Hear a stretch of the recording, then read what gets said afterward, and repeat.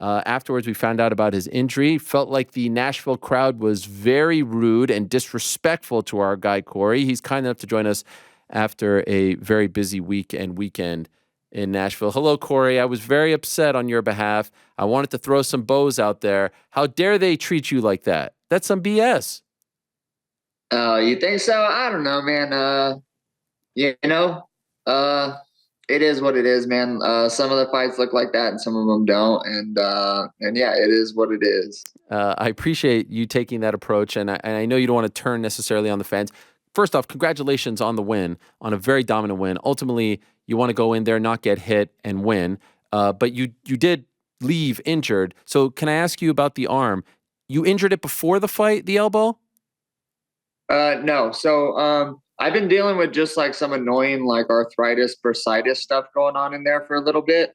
But about 3 or 4 weeks before the fight, I was on like a bunch of antibiotics because I got cellulitis in my elbow, which sucked because the first round of antibiotics didn't help. And then the second round started to kick it or whatever. But apparently, what was described to me this morning when I went and saw the doc is that like having an infection in your elbow can sometimes like weaken the joint and weaken stuff in there. So I'm assuming that that's why, the tricep tore that easy is because I don't recall any specific thing that like was so intense in that first round where it would tear like that. So I think that that's probably what happened. But yeah, that kind of sucked to have happen in the first round.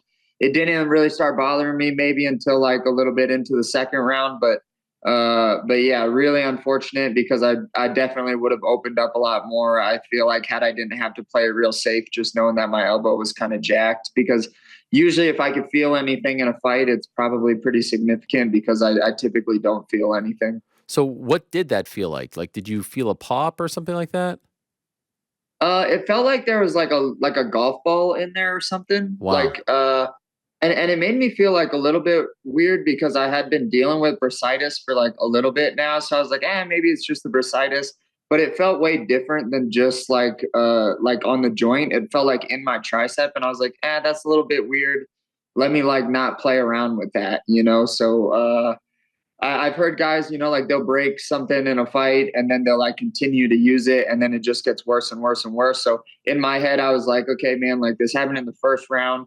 You got 20 more minutes to fight. Like, don't do anything where this could like compromise you winning or like the ref stopping it or anything. And actually, Jason Herzog is a super good ref because even in between one of the rounds, he was like, hey, man, is your elbow okay? And I was like, oh, no. Am I like showing that my elbow's Wow. hurt or is it or what? But yeah, good eye on him because I mean, I don't know that a lot of other people would have been able to notice. What do you think would have happened in the fight? How would it have been different if you didn't injure your tricep in the first round? I wouldn't have been so quick to shoot. I would have gone for a lot more submissions and I would have like opened up with the ground and pound a lot more, not to make like a million excuses because I still think like the ground control was like an amazing thing to watch kind of if you're like super interested in like figuring out how to hold people down. But it got to the fifth round and I was like, man, I got to do something. These people are really, really booing. So like I just chucked a Darce out of nowhere, almost got it.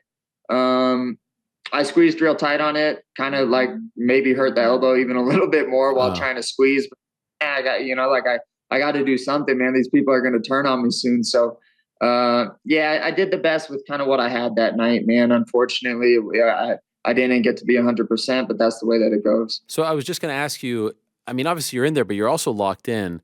How aware are you? Like, are you, I went back and watched, it was around like the 350 mark of the second round where the boos started and they just kind of kept on growing. Are you aware from the get-go that they're getting restless? And are you having any sort of inner dialogue about what can I do? Because you're also not wanting to get hurt more. So like, what could you possibly do? You're just trying to ride this out, right? Yeah, I mean, there's two pieces there, like there's the one piece where it's like, okay, like I understand that sports and entertainment collide when we're talking about the UFC, and in MMA in general. Like it's not just like who can play the best basketball, it's like who can play the best basketball and kind of be flashy while doing it. Right. That's what it is. So I understand that if I feel like if I could have been more entertaining, I definitely would have shot for more entertaining. at the time though, like I just wasn't prepared to make a ton of risks, just feeling like I was compromised. And then like on top of that, I feel like I would have just been handing over like a giant advantage over to Rob had I just kept it standing, because the gap of me and Rob Font's grappling is so wide that it would have been like, as just like a martial artist, it would have been so dumb to allow Rob to have any advantage when I'm that much better in one of the areas. Like that would almost be like if I was playing basketball and Shaquille O'Neal is guarding me and like I try to post up on him, you know, or I'm like trying to play in the paint with him. Like I'm not going to do that. Like I'm going to run around the perimeter and shoot threes if Shaq is the guy that's guarding me, because he has an advantage there, especially when I'm compromised. So no, man, like that was kind of the way that I had to handle it in order to walk out with the win. Unfortunately, right. like, I wish it had been more entertaining. I actually already talked to Dana about it. You know, like I was like, hey man, like, you know, this happened. I really would have wanted to open up a lot more, but didn't feel comfortable. And he was like real cool with it. He was fine with it. He just told me to heal up, and he was real nice about it. So Nice to hear that. I saw some tweets. I couldn't see myself that he walked out in the fourth round. Is that true? Do you know about that? uh, yeah, I don't know. I think it's probably true if you know, people were saying that, but that could be for a number of reasons. Sure. That just doesn't happen. You know, he's like a busy dude and all that. But yeah, I mean, when I talked to him, he was real friendly, real nice, like was super understanding. And no, there was like, no, hey, motherfucker, you should have done this. You know, like there was none of that. It was like, all understanding. That's great to hear. That's after the fight, right? Yep. It is amazing though. Like, there's a chance like he could have just needed to go to the bathroom, and then people see him get up and they're like, Dana walked out in the middle of the fight. Like, geez, Louise. Like, you know, Yeah. I can understand why they're thinking that, but he doesn't do that often. I know he's done it a couple of times, but usually he'll ride it out, especially if it's the fourth. Were you surprised at how, especially considering you're injured, at how, I don't want to use the word easy because none of this is easy, but the success that you had taking him down and keeping him down while being injured? Were you surprised at, you know, how you were able to do that consistently throughout the 25 minutes? Um, Not really, you know, like to be honest with you, I think that I'm really good, man. Like I'm like what I did to Rob Font is essentially what I did to Cheeto in the last fight, except I just did it on the ground instead of standing. I like run a blueprint of a game that puts people in losing situations. And I'm not winning by like a mile initially, but I'm winning like, you know, pretty consistently the whole time.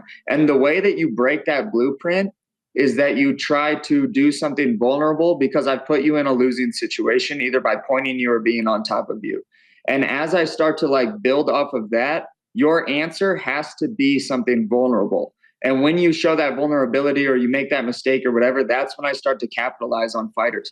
When I was doing that against Cheeto, Cheeto didn't give me many responses. He let me run my blueprint without like taking too much risk.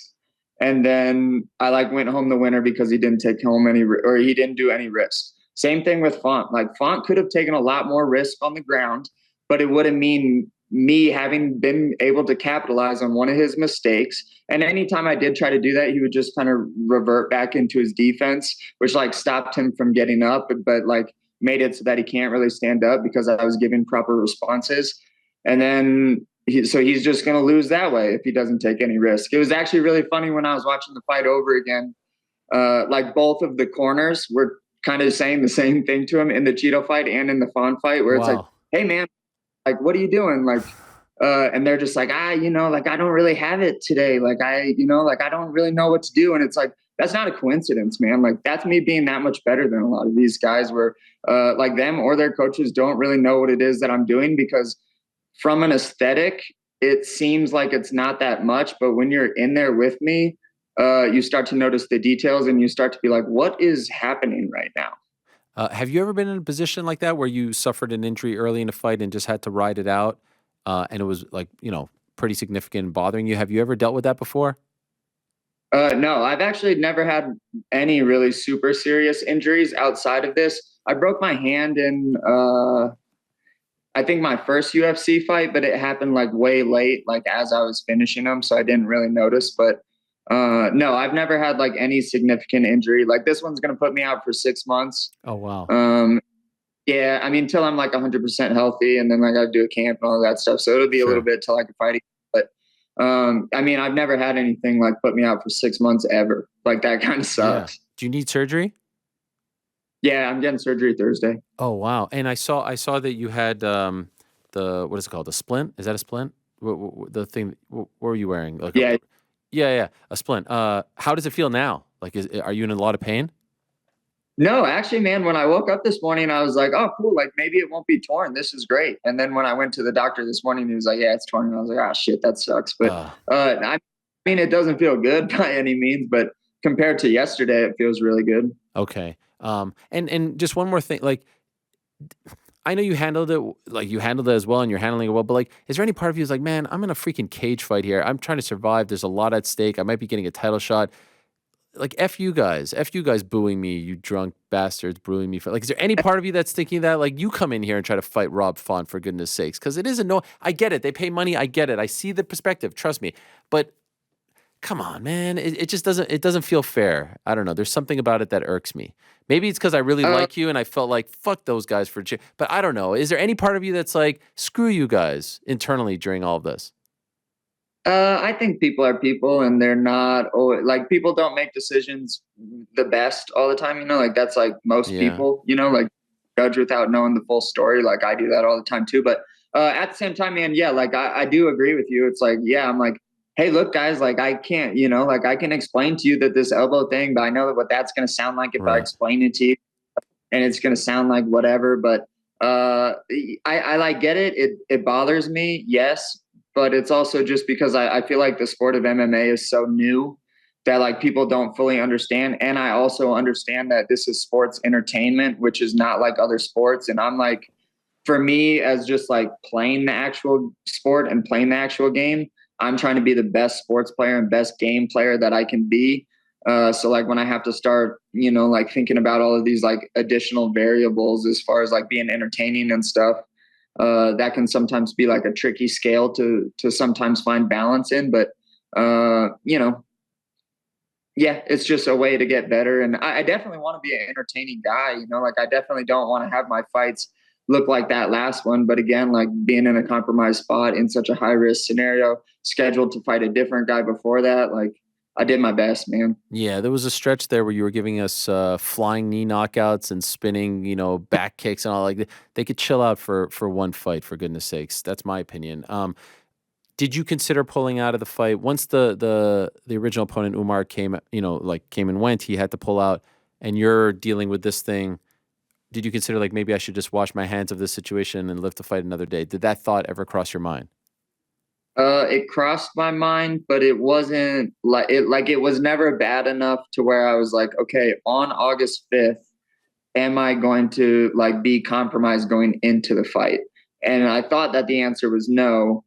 I Hmm. clearly was a little bit, you know, it was almost like an ironic thing because I kind of did a lot to stay in the fight. You know, like I was on antibiotics for like 2.5 weeks going into the fight, couldn't really grapple, couldn't really like train because of the cellulitis and infection in the gym and all of that stuff.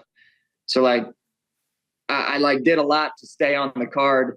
And then the way that I had to fight due to kind of like the elbow stuff happening before and then the tricep being what it was in the fight, like, and then like kind of getting booed, that kind of sucked because I did feel like I Yeah. went way, way out of my way to stay on the card. Were you bummed when Umar pulled out? Yeah, super bummed. How come? I really wanted to fight him, man. Hmm. Like I really wanted to be the guy that showed people. I'm real big on, you know, people thinking that things are one way and then like thinking that that way of thinking is stupid and then like getting to show them that it is kind of stupid. And I was really excited to like just crush the idea that, you know, like the Russians and the Dagestanis are like invincible people, because they can get solved just like anyone else. And I think that if there's a problem to solve, I'm like one of the best guys to do that strategically. So yeah, I was really excited to just like beat him, you know, beat like a really good prospect who's undefeated and comes from like a really good camp and is kind of seen as like this like nightmarish figure. I wanted to beat that guy. How do you think the fight would have gone? I don't know. I think that I wasn't. I don't know. I might face him in the future, so I don't really want Okay. to what I figured out. But I will say that it was super fun dealing with that challenge of like unorthodox style, like throughout a camp. Like that was super fun to try to like challenge myself to figure out, which I get like a real kick out of in life. So you had figured out something though, because it happened late in the camp, right? So I would imagine like you were pretty close to wrapping things up. You you broke it down enough to the point where you had a solid game plan in mind. Yeah, super solid. Like, I had 13 weeks to get ready for that fight. I would say when I was about 5 or 6 weeks away is when I was like, okay, I have a really good idea about how to beat this guy. I was flying guys in to train with me too that are like really good with that style, like Ton Lee, and some other guys. So I was training with like really high level guys that were able to give me that, like really unique look. And then also had some other like really good wrestlers in town that have a similar style to those guys also. So yeah, I felt like it was about when he pulled out, maybe like a week before that, when I was like, all right, cool. Now all I got to do is drill the shit out of all of this stuff and then go in the fight and ace the test. And then I think that I'll walk out the winner. And then like right as I started to feel that way, that's when he pulled out. So that almost made me bummed. Were you happy with Rob when they offered you him? Like, obviously, you wanted to stay on the card, but like, was that the type of opponent that you were pleased with? Yeah, I was because Rob, he's coming off like a real good win. He's been around for a really long time and he's a good fighter, and honestly, I'd like to applaud Rob for like stepping up to the plate because he really didn't have to. And if he didn't, I wouldn't have had a fight and Nashville would have had to find a new main event. So, like all props to Rob because I know that I'm a super unorthodox guy to try to fight on 2.5 weeks notice. And he did, and he asked for like some things, he got it at 140, but I did, like he wanted, like it was still a 5 rounder. Like, Yeah. all props to that guy for like stepping up to the plate because if it was not for him, there wouldn't have been a main event in Nashville, I think. After the fight, you said you want next. Hard to argue against that, but I'm just wondering if you feel like the way in which the fight unfolded, the booze, all that stuff, will stop them from giving you the next title shot. I don't think so, because I did talk to Dana. Dana was like real understanding, or I was texting Dana, but he was real understanding about it. He was, like he seemed like there was no weirdness about it. There was just no weirdness. And, like in my last 3 opponents, I stopped Song Yadong, who's a very, very good fighter, and is going to continue to prove that he's a really good fighter. Like I know that he's going to be one of the best in the division one day. I beat Cheeto by a mile and I beat Rob by 2 miles. Like you can't really make too much of an argument that I don't deserve the title shot next. I know that the last fight took out maybe a little bit of momentum, but you factor in all of the like other things outside of the fight and even inside the fight with the injury, and you kind of like you can't hate me too much for the way that the fight played out. And I still 50-45 one of the best guys in the world. On a bum arm. What do you make of Henry thanking you for the performance and saying, okay, now it's going to be me and Marab? Oh, I didn't know that he said that. I don't know, man. I kind of figured all of like, everyone else that has to make like their arguments for fighting for the belt next. I kind of figured that they'd attack, the situation, but the situation is what it is. I did my best. Like I said, I 50-45, one of the best guys in the world who, on 2.5 weeks notice, I had to change an entire strategy that not a guy at all that I was getting ready for. And, Henry can say what he wants, but he was granted a golden gift by even getting the title shot initially anyways. And he lost. So, like you're 1 or 2 fights behind now. I'm out for a little bit, so lucky for those guys. But I anticipate when I come back, I'll be the next guy to fight for the title. So you said about 6 months if all goes well. Who do you think is the champion at 135 when you come back?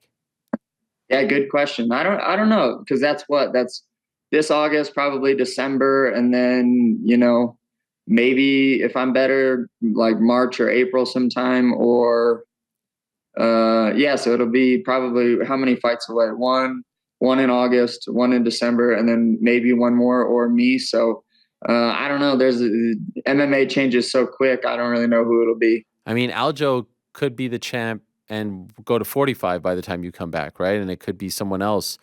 It could be a Murat. Who knows? I would be surprised, though, if Aljo wins on August 19th. I'd be surprised if he comes back 3 months later. That's a lot to ask of a guy. to defend the title. What, that would be 3 times in the span of 7 months. But I guess what I was getting at is, I guess it's possible that he could just vacate the title by the time you come back, maybe get one more in after August 19th, and then it's someone completely different. Or obviously, if Sean is the champion and then has to defend it against someone else before getting to you, I would imagine that would bum you out, just because I feel like you want to be the guy to fight Sean for the belt, right? And beat him. Yeah, absolutely. I think that has like fireworks written all over it. I know that the fans have been asking for that fight for a really long time too. So, I mean, if it's O'Malley, that would be awesome for me and for the fans, and I think just for this division in general, it would gain like a ton of popularity for the division that's already really popular.